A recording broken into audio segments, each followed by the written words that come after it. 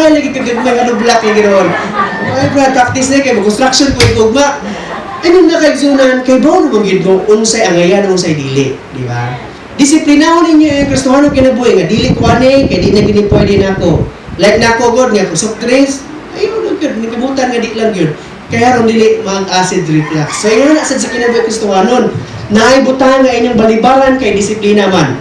Dapat ko nabasa bitaw nga article, not to defend myself to kay pastor ko, pero naay dito ingon dito, be wise as a pastor. But pasabot, wise as a pastor, you don't accept everything. Kaya tungod kay invite ka diri, dawato nimo tanang invitation imong i-accommodate. Moabot sa time nga wala kay tarungtog. Moabot sa time mo na kay ampo, may tabuan na masakit ka. Hindi ka sakit nimo, ang simbahan mangita na puglaing pastor. Kaya namatay naman ka. So buot pasabot ingon na be wise. Unsay angay dawaton, unsay angay dili. Unsay angay taga-higayon, unsay taga dili. Dili pot pasabot nga. Abi kay pastor o leader ka dapat tarang balay imong atuon sa kada adlaw yun. Wala mamatay tag sayo naglaki. Di ba?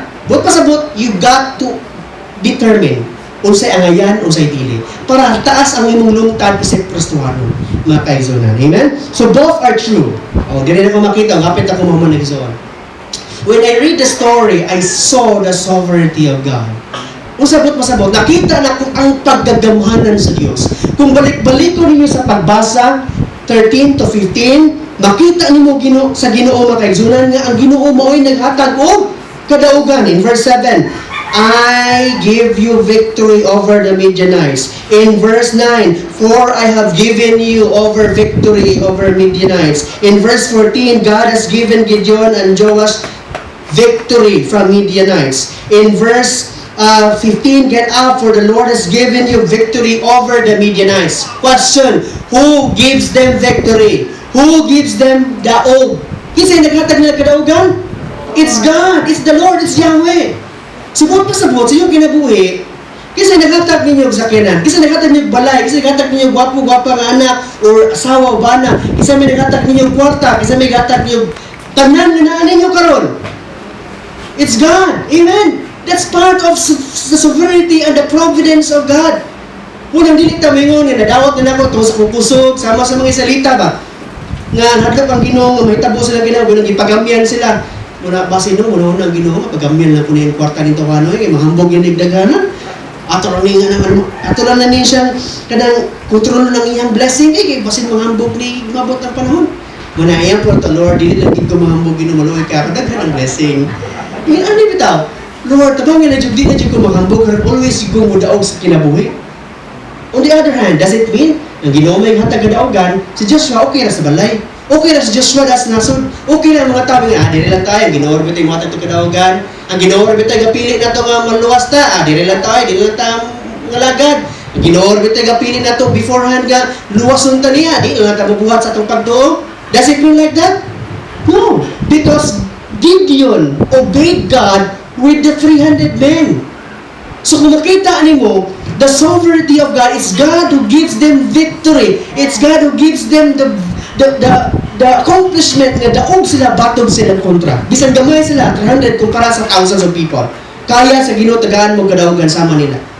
Pero it does not mean nga wala na pud may responsibility as a isip tao.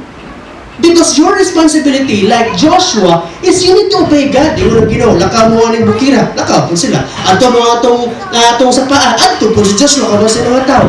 Meaning to say, as God is sovereign in His granting of victory and blessing, man is equally responsible of their work as well. That's why the sovereignty of God and the human responsibility in the Bible are equally taught in God's Word. If you are so deep in the Word, bagay ba yung magdebating mag-away yan eh? Is God sovereign? Yes. So man is not responsible. Yes or no? Magdebate sila. Kaya ang Ginoo, kung dapat sovereign niya siya, dapat ang tao dili siya responsible. Kaya gano'ng blame man sa Ginoo ang tao. Nga ang Ginoo may nagbuot o sa imong buhaton sa future. Di ba? Yung lang Ginoo nga, ay kasabot ako nimo, ako may gabuot at tugon, itong himo ito ni mong saa. Katong salaa, ako'y gahimo ato, ako'y gabuot ng sala ato. No, it does not make that sense nga mga doktrina. Kung balingon sa nato, o ang Ginoo ay gahom, nga naman, ang tao mabuot mo sa iyong buot. Ang tao mo, tuo sa Ginoo, o reject sa Ginoo, ay may mo Ginoo. Ang tao mo buhat sa kadaugan, why mahimo ang Ginoo kay depende sa tao man mo daog mo siya di.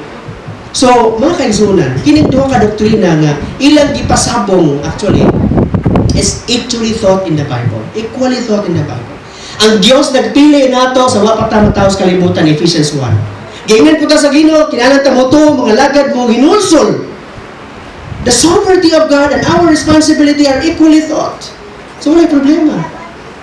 Wala'y problema sa Calvinism o sa Arminianism. These are in the Bible. Amen? So, inan sa Ginoo nga, Ginoo nagluwas nato. Does it mean, ilan po ta magbuhat ngayon kay Ginoo nagluwas nato? It does not mean that way. Kay giluwas mo ta sa Ginoo, magbuhat tag maayo. Mao to atong human responsibility. Ang God's sovereignty is ang pagpili sa Ginoo nato mara maluwas tayo. So kapit ako mo ni ang takeaway lessons nga akong ipabilin kanino. I love this wording so much. I'm so blessed with this. I hope you are so blessed also with this. Numbers do not have the final say in God's kingdom. Numbers does not have the final say. When I look at our membership, praise God na naghanta. Gikan sa 20 plus, 30 plus, I do not know kung pila mo gidaghanon sa di wala pa ko din eh. But the moment na abot ko din 20 plus, 30 plus with children siguro. But atong average karon isip Kristohanon, isip sa ka-iglesia, we are having the 60, 70, 80, na time 90 ta. But I would still say, numbers do not have the final say. Dili tungod kay daghan na ta, mas successful ning simbahan na. Maabot ng building maabot ang sakyanan ninyo sa atong simbahan, madagan mga tao born again, does not have the final say. Magamay man ta, it does not mean na dili na ito maabot ang building. You get me? You get me the point? Kinaw bang mga tao, naghanag kita, maabot na gano'n tayo, pastor, nga,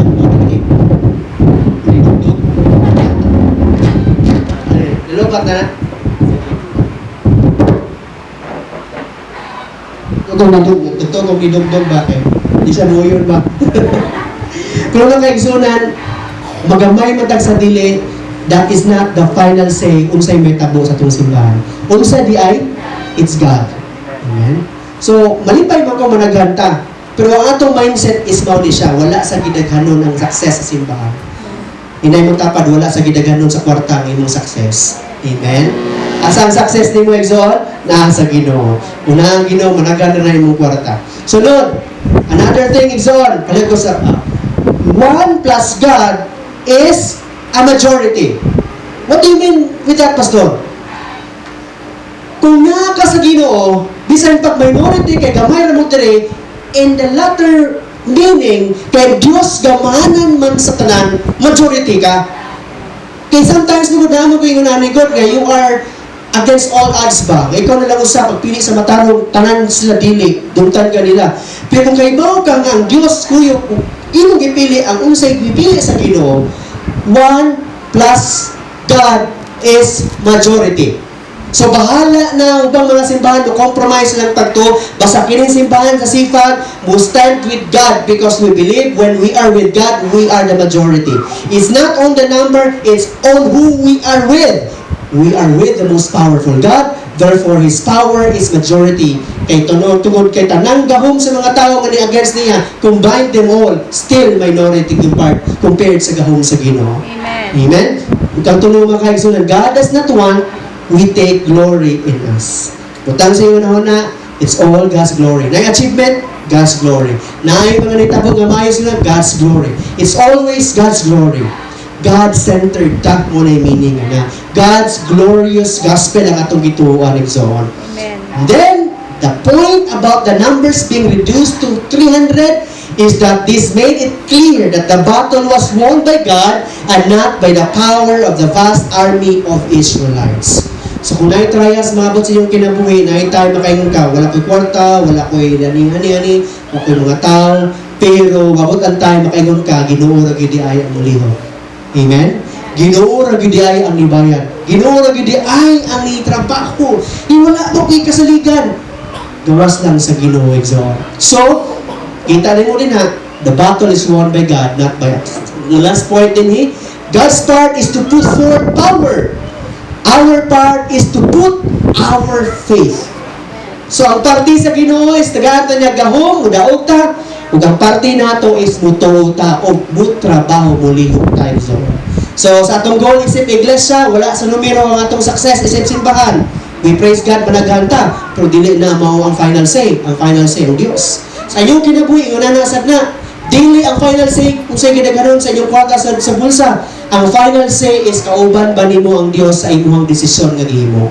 Kaya kung kauban nimo ang Dios sa imong desisyon, kanang kwarta nga gihimo sa mga tao mosunod ra nimo. Amen. Kaya sometimes makaigsunan, sometimes most of the times mo kontra sa Ginoo, puro opponent sa Ginoo ba?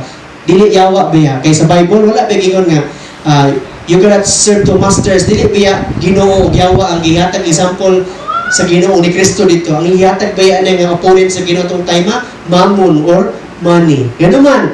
Kay carnal as we are, kwarta gyud ang pirming kompetensya sa Ginoo. Tinud-anay lang materialism. Ug ang conclusion makaigsunan, may we be not eliminated in this three-step process of God's selection. Makaigsunan sa ministry na atay elimination round. I hope na dili mo mahambog ug bagkita ra gyud punta sa unahan. Amen. 20 years from now, daghang testing hitabuan na. I hope kung di mo bulbalhin sa Ginoo sa laing simbahan ug laing lugar, kuyog gyapon ta nangalagad sa Ginoo. Amen.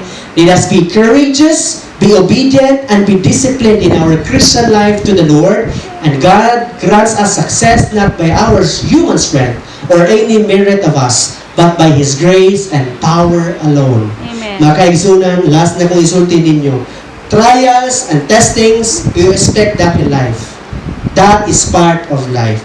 Christian ka or dili, that is still that part of life. But what is our consolation? What is our advantage? God said, I will grant you victory. It's Him. It's Him who gives us victory. Amen. Amen? And atong buhaton, our responsibility, obey what He gives. Instruction, obey. Because diyan napita, inigdaog na nimo, always give God the glory. Haron sunod na apay daog. Amen. At kung mukuha ka sa glory, hindi na sa Ginoo, diyan napita, building na ka, pero may hangtod sa hangtod. Amen? Pagpaka ng Ginoo igsoon, let's all rise, pasalamat ta sa mensahe nga itong nadawat diya sa Ginoo. As Jesus, hallelujah. Most gracious Father, thank you. You are the God of Gideon. You are the God of the Midianites. You are the God of all people. Even they did not recognize you as God. But Lord, because you are sovereign, you are the God of all gods. Salamat Ginoo tungod kay imong gipasabot ug na-bless mi sa imong mga pulong karon. Lord, we are so in love with your word. We are so in love with you. We are so in love with the person of Jesus Christ. Thank you. O kini nga love nga mong na-feel, this is not our first initiative. This is not our original heart. This is the result of your work. Ang among love na dawat is just the response sa imong love nga gihimo para kanamo. Kining pagtuo nga among nadawat Ginoo, this is just a response sa imong gihimo nga pagpili diri kanamo. Lord Jesus, thank you for loving us. You are not obliged to die for us. You are not obliged to grant us victory sa among kinabuhi, sa trial, sa problema, sa sala, sa kaaway. You are not obliged. But you gave because you loved us. You gave because you want to show grace and mercy upon us. That's why, Lord, the better and the best response as Christians is we offer our worship. We humble down before you and we thank you. And we give you glory and honor and everything na happens sa mong kinabuhi. Lord God, I pray, kauban sa uban kagisunan namo. Ang spiritual namo nga kinabuhi, imong tipigan, imong ipamature Ginoo. The more kami Ginoo nga mga langad kanimo in spite sa trials. Dili mi mahadlok Ginoo, dili mi magtinapulan. Dili mi Ginoo magwagtang disiplina. Labaw sa tanan Ginoo. Dili kami magmagahi, mutuman kami sa imong mga pulong. That you may grant us victory and that we give you glory mga kaigsunan, sa among mga kaigsunan. Lord, salamat Ginoo sa mga financial nga bahin imong gibuo ka namo. Salamat Lord. We learn brothers and sisters having work. We learn God brothers and sisters receives blessing from you. Among kalipay Ginoo ngay mo silang ipanalanginan.